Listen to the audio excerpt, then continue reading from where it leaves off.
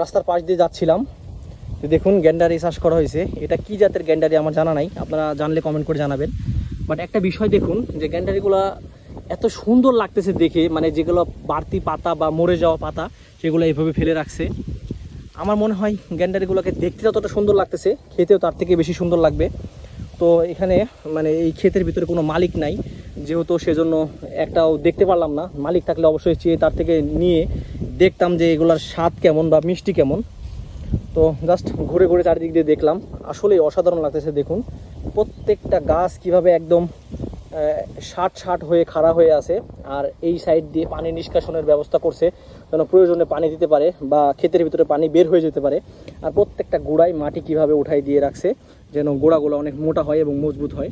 তো আপনারা চাইলে এভাবে গ্যান্ডারি চাষ করতে পারবেন। এভাবে গ্যান্ডারি চাষ করলে আশানুরূপ অনেক ভালো ফলাফল পাবেন ইনশাআল্লাহ।